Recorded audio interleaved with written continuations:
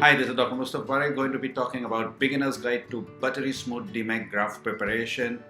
This video hopefully is going to be useful for beginner doctors, surgeons, eye surgeons, corneal surgeons, and eye bank technicians. You're going to be placing the graft with the endothelial side up, and this is going to be a Teflon block, or simple to say. What is very important is the donor graft, what you're going to be selecting should be of the age 50 to 75 years. Avoid cataract surgery, cell count 2400, diabetes mellitus, and prolonged eye disease patients are to be avoided. For the procedure overview, have a good clean OT. Microscope is important, Teflon block. You need to have Sinski hook and suture tying forceps, and you will need to have wax punch and 3 mm skin punch tissue markers.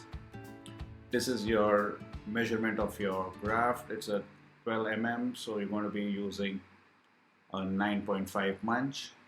Caretaking, you are not going to have any slippage when you're marking it, so tissue stabilization is important. PREPN blue is used for a minute, and here you can see a very nice round mark, 150 micron is the appropriate depth, which is important. So once you've marked it, now what you need to do is, what we are going to do is now score around all this 360 degrees. You're going to be, and what we have in our right hand is a Sinski hook. You're going to stabilize with your left hand the graft with 1/2 forceps, and you start scoring. Here you can see there's a separation happening all around. Smoothly you're going to be moving along the edges, and here you can see you're getting a peel. You're rotating the graft clockwise and you're moving anti-clockwise. So graft, as you describe it as like a wall clock, 12 o'clock, 3 o'clock, 9 o'clock and 6 o'clock. Again repeating, you're going to be holding the graft with your left hand and gently scoring and separating. Care to be taken, you don't go too deep into the stroma, and it has to be superficial enough. Here what you can see with the right hand, we are separating and then gently 2 clock hours and moving with your left hand. So your right hand is stabilized, it's not moving, it's working between 10 to 12 o'clock, and same is with your left hand, which is quite stabilized and which is allowing the graft to move. This is a work of patience. You need to have a lot of patience. Now yes, you can see it. The moment you're going to be doing it, we are going to be removing the graft and moving ahead.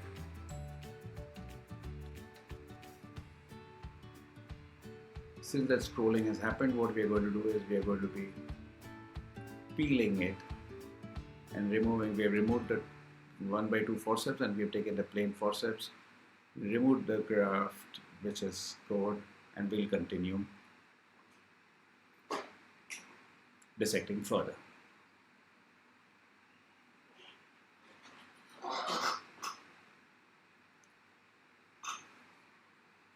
You need to use a less heavy hand. Patience very important. Gently you're sweeping and tugging it, just a millimeter. Avoid the iris tissue, short overlap. Keep rinsing the tissue. The tissue needs to be wet, so it's always under the saline. Separate, move, rotate, separate. Tug, slight tugging movement, tugging it down towards the center. Here you're sweeping it across. Once you're sweeping and separation is done, then you're going to do a gentle tug, a millimeter.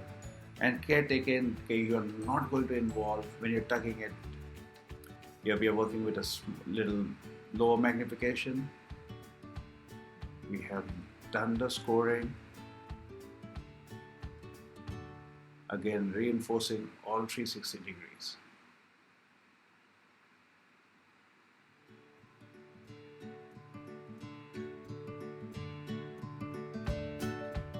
Suppose in cases where you would not be able to do it with Sinski, you can use a 30 gauge needle made like a cystatome, or you can also use a phaco chopper probe to do a tough dissection which cannot be scored. So these are the options one can keep it ready with us. Now here you can see once we have done the scoring with the Sinskey, we're just gently sweeping it. We are not doing any dissection, and we are just doing a gentle sweep and separating it. During this movement you need to be careful that you don't develop any of the radial tears which are important. Once the scoring is done, now we are coming to the stage of peeling it. You're holding your forceps with the left hand, and with your right hand you will have a suture tying forceps. Here what you need to do is, before when you're holding it, you need to hold it in the center. You're peeling it, your forceps should cross over the center hole which is there. Once you're coming at the equator, this is the area where you will have maximum tension which is there, so you need to be very careful during this dissection. Once the equatorial dissection is passed over, then it's quite simple. You're going to be peeling it until 80% of the peel is done, and allow it to stop.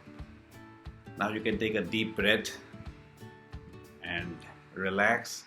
You put in the dissection. Now I'm going to repeat and going to be highlighting the point. What we are going to be highlighting is how do you hold the graft, your pressure at 12 o'clock, counter pressure, and here what you can see is with the left hand I'm also sliding the tissue a little up when you are going at the equator, so you can see the graft. You can, if you're concentrating on the center spot, you can see I am moving both my hands. My left hand is pulling the graft up and my right hand is continuing the dissecting and the gentle. So what happens is with this, you have a counter traction which is also helping you in your dissection. Once the dissection is done, you will want to unfold the graft back with the saline.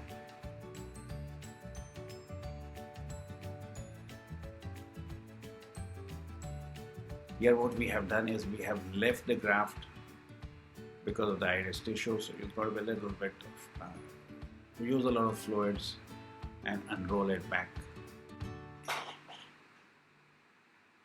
You have a successful peel now. Yeah, now the peeling is done already, and what we'll now do is retrace the flap back very gently, peel it open and make a 3 mm punch.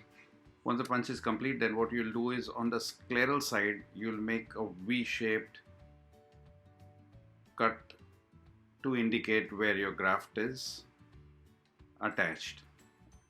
Your peeling punch is all complete and you're ready for the next case. Thank you very much.